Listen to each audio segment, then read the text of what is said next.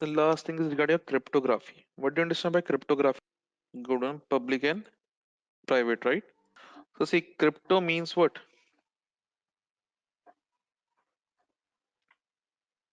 It means secret. Graphy means science of writing. So cryptography altogether means secret science of writing. Okay.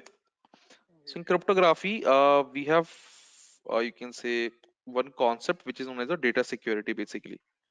Okay. So data security has two things. One is a covert, another one is a overt. Covert means basically it is known as a closed. So which means in front of you there is an image, but behind that image there is a data, kind of a steganography sort of a thing. Like Yes, in front of you there is an image, but behind that image there is another data. But for you it will be just an image. Overt on the other hand, okay, it is pretty much open. So it means in front of you data is there, but it is encrypted. Okay, so if you have key, you can decrypt it. So cryptography is basically more over the overt security. It basically address the data security in overt manner. Okay, so cryptography have two types.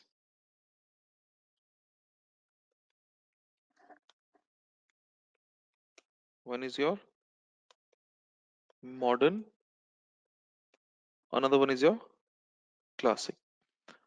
Modern contains your symmetric and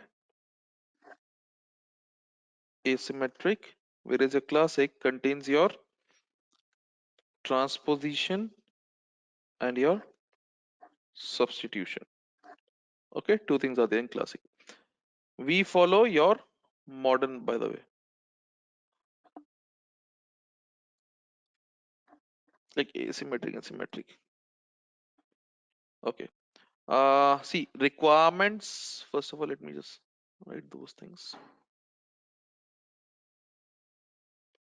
Requirements for the encryption, if you talk about, are your key and algorithm. Keys and algorithm. Okay. Key is basically called the factor, whereas the algorithm is known as your logic. It is known as a logic. So like for encryption, these both things are pretty much needed. Okay. Key are the factors that need algorithm to derive the encryption. So for example, if I give you J, G, and N, Q, J, G, N, N, Q, this is referred as your, just change the clear. This is known as your ciphertext. Okay. Here, your -2, G, G, N, N, Q, reason being ciphertext as in ciphertext as in something which you cannot understand, right? Here your minus sign is referred as your algo, and 2 is referred as your key. Okay, and hello at the end, it is referred as your. So basically, what is happening over here, just to give an idea, if you know about the alphabets, it's like A, B, C, D, E, F, G, H, I, J, K, L, M, N, O, right? And P, Q. So for example, if we have J and I have written -2. So with J, what I'm trying to do, I'm trying to go 2 letters back. So we got H okay, for that. Similarly for G, okay, we got E. We, for N, we got L. Then again N, we got L. And then last O, we got, oh, sorry, last is Q, we got O for that. So this is what was happening with okay, -2 sign. Okay. So basically, when you talk about encryption, it is a combination of ciphertext, algo, key, and your plain text. So whenever you hear the keyword key, it is always going to be your encryption. Okay, that will be a definition for your encryption. We are talking about algos and key. Algo is something which is always public. You might have heard about lots of algorithm, right? AES, DES, 3DS, RSA, things, right? But you never heard about the keys, right? Key you cannot determine, correct? You yes, can tell the name of the algorithm, but you can never tell the name of the keys. Okay. So since we are talking about algorithm, you might have heard about asymmetric on the other hand, private and public, right? Diffie-Hellman, all that part, elliptic curve, all of those. Let's talk about them one by one. For symmetric, we are talking about right now. So let's suppose we have this thing. We have A and B. Okay, we have two systems. Where's my pen? Yeah, we have two systems. One is a, another one is your. Uh, Both of them are having their own public keys. A is having a public key of A. B is having a public key of B. Okay, so keys are exchanged. You can say during the handshake. Keys are exchanged during the handshake. So like A sent PA over here and B sent. So now what is happening? A is having two keys, public key of A and public key of B. On the other hand, B is having two keys, which is public key of A and public key of. Now what happens if A is trying to send something to B? If A is trying to send something to B, he will be using B's key to encrypt it. So let's suppose A is trying to send something to B. Let's suppose there is any data. This data, Dinesh, will be encrypted with the public key of B, which A is having. Okay. Now, once it is received by B, B will be seeing that there is a data which is encrypted with public key of B.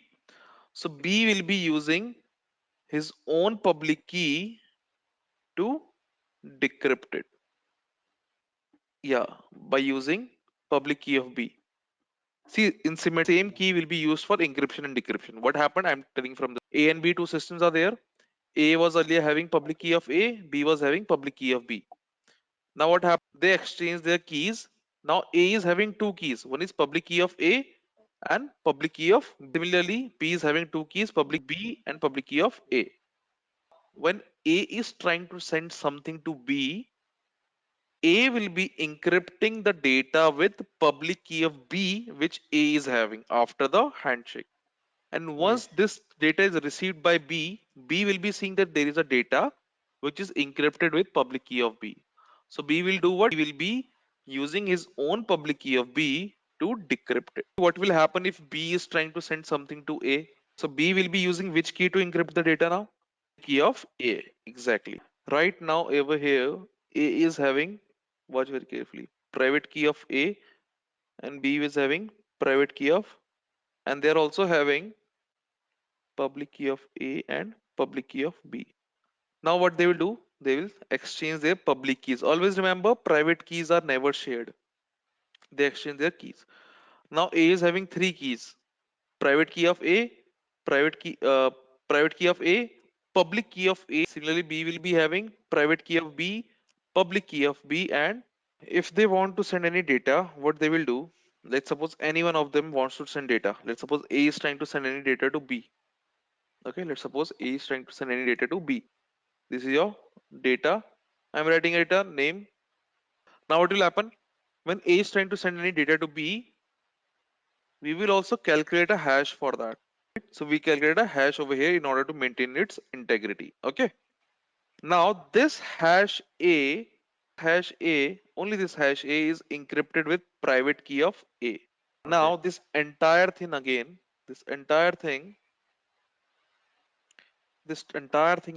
is now encrypted with public key of B. Okay, which A is having. Make sense? By this key. Now when it is received by B, when this data is sent across, B receives the data, and what B will be seeing? What B will be seeing? B will be seeing that there is a encrypted data which is again encrypted by a key. Encrypted data which is again encrypted by another key. Right? So what B will be doing? First layer in asymmetric, there is a concept. Always remember that anything which is encrypted with a public key, it can be decrypted by your private key, not just private, and anything which is encrypted with private key, It can be decrypted by a public key. Save this data, B will be seeing that the outer layer is encrypted with public key of B. So B will be using which key to decrypt it? Once it is decrypted with B, private key of B, there is another encryption which is done by private key of A. With which key he will be decrypting it? Once they are decrypted, B is left with two things. B is left with a data and a hash A. Correct.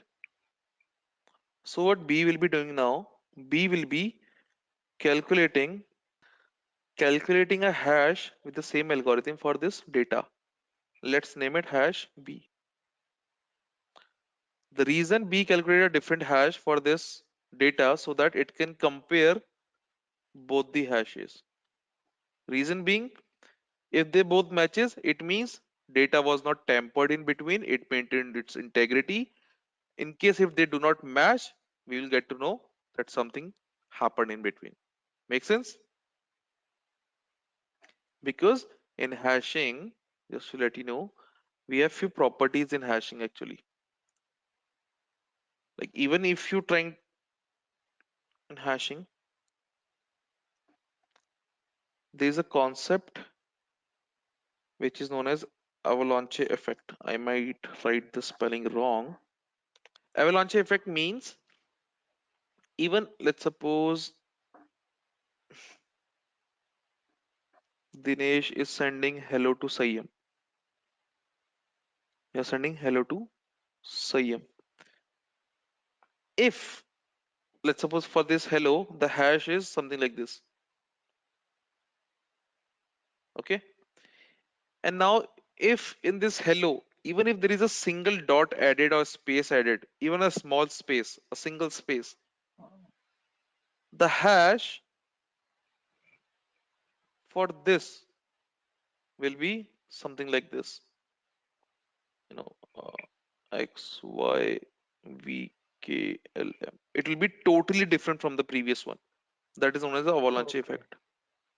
Okay, even a small change, slight change, a big difference will be there between the hashes. Clear? So that's what I'm saying. If there is a small change in between in the data in the hash, we'll get to know that something happened because these hashes will never match with each other. Because as you mentioned, hashing has a property if there is the same input, output will always remain the same, right? Two different out inputs can never have the same output. Always remember that. Two different inputs can never have the same output. These are the few properties of hashing that helps you to maintain the integrity of your data. And this portion which you can see over here, this is specific one where your hash is encrypted with the private key. This portion is known as your, because digital signature helps you to do what? Non-repudiation, where someone cannot deny, right? I remember I told you private keys are never shared, right? Signing a private key over there, it means it has been sent by you only. You cannot later deny that it was not sent by me. That's why this is known as your digital signature.